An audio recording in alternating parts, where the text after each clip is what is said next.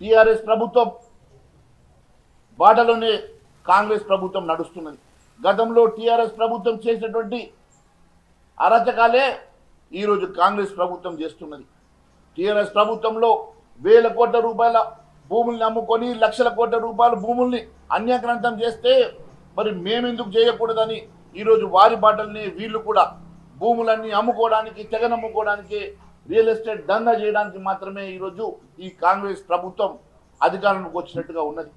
నేను ఒకటే అడుగుతున్నా, ముఖ్యమంత్రి గారు ఆ రోజు మీరు కోకాపేట భూముల విషయంలో ఎంతో పిసిసి అధ్యక్షుడిగా ఉన్నప్పుడు ఉద్యమం చేసిండ్రు, స్టేట్మెంట్లు ఇచ్చిండ్రు. చివరకు మీరు వెళ్ళి సిబిఐకి కరోనా సమయంలో కూడా సిబిఐ దగ్గరికి వెళ్ళి ఆ భూములు అమ్మొద్దని 2,500 కోట్ల రూపాయలు విలువైనటువంటి భూముల్ని వారు టీఆర్ఎస్ వారి మిత్ర బృందానికి ఇస్తున్నదని ఆ భూములు కాపాడాలని మీరు ఉద్యమం చేశారు. ఆ రోజు సిబిఐకు సైతం మీరు లెటర్ ఇచ్చారు. మరి ఈరోజు దాదాపు 30-40 వేల కోట్ల విలువైనటువంటి ఈ భూములు మీరు ఎలా అమ్ముతారని చెప్పి ప్రశ్నిస్తున్నా. ఆ రోజు కోకాపేటలో 2,500 కోట్ల విలువైన భూమి విషయంలోనే ఉద్యమం చేసిండ్రు. ఈరోజు దాదాపు 30-40 వేల కోట్ల విలువైనటువంటి భూముల్ని ఏ రకంగా తెగనమ్ముకోవడానికి సిద్ధపడ్డారో మీరు ఈ సమాజానికి తెలియజేయాల్సినటువంటి అవసరం ఉన్నది. అంతేకాదు, నిన్న చూస్తే ఉగాది రోజు పిల్లలందరూ కొత్త సంవత్సరం వచ్చింది, వారి జీవితంలో కాంతులు నిండుతాయని చెప్పి ఎదురు చూస్తే కొత్త సంవత్సరం రోజు లాఠీ దెబ్బలతో స్వాగతం పలికారు.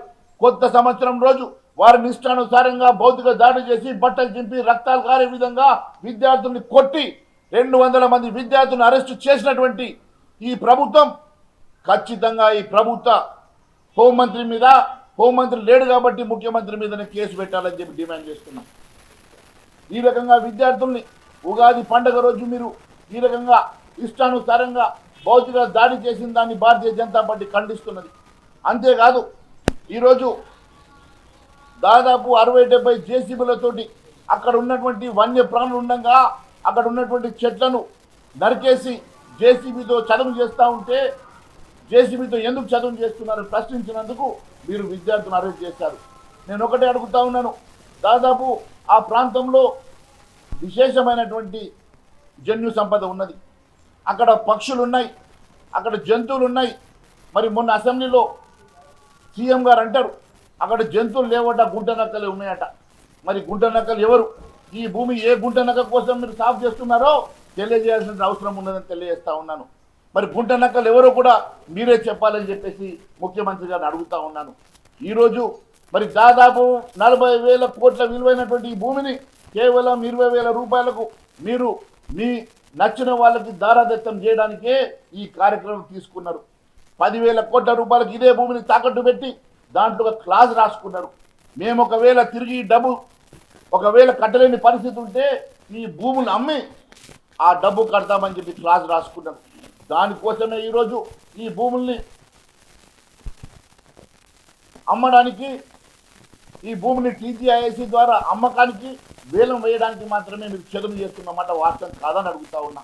ఒకవైపు శ్రీధర్ బాబు గారు చెప్తారు, ఒక్క ఆంగ్లం కూడా ఈ భూమిని అమ్మనని చెప్పి అసెంబ్లీ సాక్షిగా చెప్తారు. మళ్ళీ ముఖ్యమంత్రి గారు మాత్రం ఖచ్చితంగా వేలం వేస్తాం, ఈ భూమి అమ్ముతాం, ఈ భూమి మా ప్రభుత్వం అంటారు. అంటే ప్రభుత్వ భూములు అమ్మకానికా? ఈ ప్రభుత్వ భూములు భావి తరాల కోసం ఉన్నాయా, లేకుంటే మీరు అమ్ముకొని ఈరోజు వచ్చిన డబ్బుతో సోకు చేసుకోవాలని చెప్పి ఈ భూములు ఉన్నాయా?